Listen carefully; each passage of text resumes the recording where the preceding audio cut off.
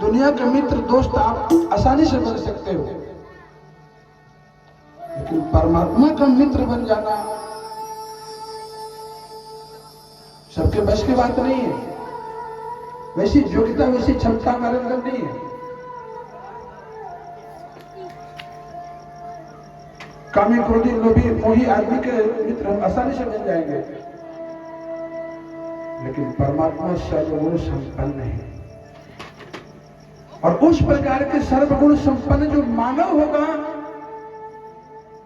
उसी को ईश्वर से मित्रता हो सकती है। ऐसे तो सारे जीव परमात्मा की शाखाएं। उपनिषद कहता है, द्वया सुपर्णा सर्वजा सखाया। एक वृक्ष पर दो पक्षी बैठे हैं। एक पक्षी फल को खा रहा है, दूसरा देख रहा है। जो पक्षी फल को खा रहा है वो भोक्ता है, भोगी वही जीव है, और दृष्टा उस फल खाने वाले को देख रहा है, वो परमात्मा है। हम जो भी करते हैं कर्म, जो भी भोग भोगते हैं, अच्छा बुरा, परमात्मा सब देखता है, उसका काउंटिंग करता है, उसका लेखा जोखा करता है। तो हम स्वाभाविक रूप से ईश्वर के सखा हैं। आत्मा ईश्वर अंश, जीव अविनाशी। ईश्वर के हम सब अंश हैं, लेकिन दूरी बन गई है। उससे हमारी जो मित्रता है उसको हम भूल गए हैं, विस्मृत हो गए हैं। संसार में आकर के अपने परम प्रियतम, परम सुहृद, परम मित्र जो परमात्मा है, उसको हम भूले हुए हैं। भूमि परत धावर पानी, जिम जी वही माया लपटानी। माया में आके लिपटाने के कारण अपने आत्म स्वरूप को, जो हमारे खास अपने हैं, उसको भूल गए हैं। जो अपना नहीं है उसी को हम अपना मान लिए हैं। पति पत्नी, बेटा बेटी, यहाँ अनेक बद रिश्ता जुड़ा है। ये हरदम से हमारे नहीं थे। यहाँ आने के बाद पहले, यहाँ आने के पहले हमारा न पत्नी थी। आप लोग सोचिए, जब आप लोग कुंवारी थी, आप लोग पता था हमारे पति कौन होगा, बेटा कौन होगा।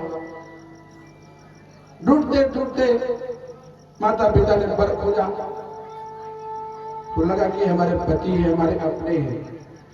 फिर बालक बालिका हुए तो लगा कि मेरा बेटा है। वो पहले आपके पति नहीं थे। यहाँ आकर के संयोग जुटा है। फिर यहाँ से जाने के बाद भी ये नहीं कि आपका यही परिवार बाद में मिलेगा। यहाँ जाने के बाद ये जरूरी नहीं है कि हम मनुष्य हैं तो अगले जन्म में मनुष्य ही बनेंगे। कर्म के अनुसार दुनिया मिलती है। अभी मानव शरीर हमको मिला है, ये परमात्मा ने कृपा करके दिया है, क्योंकि हम उन्हीं के अंश हैं। परमात्मा देखते हैं कि मेरा ही जीव है, मेरा ही अंश है, मेरा ही सखा है, लेकिन अपने आपको भूला हुआ है, मुझको भूला हुआ है। तो इसलिए परमात्मा अपने स्वरूप को याद दिलाने के लिए कुत्ता, गधा, बिल्ली, घोड़ा, हाथी कई जोड़ियों में जब हम भटके, तो एक बार कृपा करके हमको मनुष्य बना दिया। मनुष्य शरीर से ही हम ईश्वर को प्राप्त कर सकते हैं। ईश्वर को प्राप्त करने के लिए दूसरा कोई शरीर से उपाय नहीं है। नर्तन भवबाधित कर बेरो, यही मानव शरीर के द्वारा ही हम ईश्वर को प्राप्त कर सकते हैं। इसलिए परमात्मा ने अपने को प्राप्त करने के लिए हमको मानव शरीर दिया। मानव शरीर पाकर भी अपने लक्ष्य को हम भूल जाते हैं।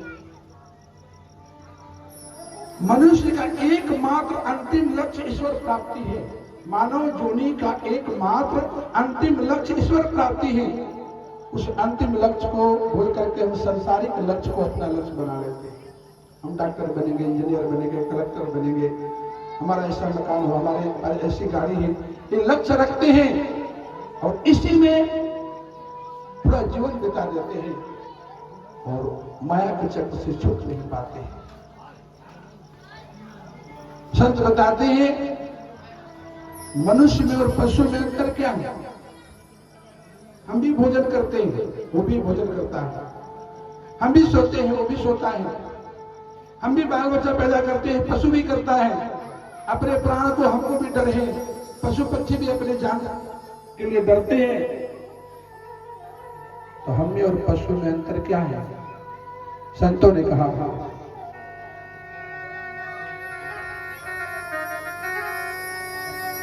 आहार निद्रा भय मैथुनं च सामान्य में पशु भी धर्मो हि तेषां अधिको विशेषो धर्मे रहिना पशु भी समान। अगर हम भी पशु की तरह खाते पीते सोते बाल बच्चा पैदा करते धन संपत्ति कमाते जीवन बिता दिए, तो हम में और जानवर में पशु में कोई अंतर नहीं हुआ। धर्म ही एक ऐसा अंतर है जो हमको पशु से अलग कर देता है। धर्म तेषाम अधिको विशेषो धर्मे रहीना पशु भी समाना। अगर धर्म नहीं है, ईश्वर प्राप्ति का लक्ष्य हमारे जीवन में नहीं है, तो हम जानवर हैं। वो भी जानवर गया गुजरा जानवर। जानवर जो होता है उसको सिंह होता है और पूंछ होता है, तब सही जानवर माना जाता है। हमको सिंह भी नहीं है, पूंछ भी नहीं है, बाधा और ठूठा पशु है, पूछ बिछाड़ ही ना। साक्षात पशु पूंछ भी नहीं है और सिंह भी नहीं है, पशु से भी गए गुजरे हैं। मैं अगर मानव शरीर पा करके ईश्वर प्राप्ति का लक्ष्य नहीं बनाते। बोलो रामचंद्र भगवान की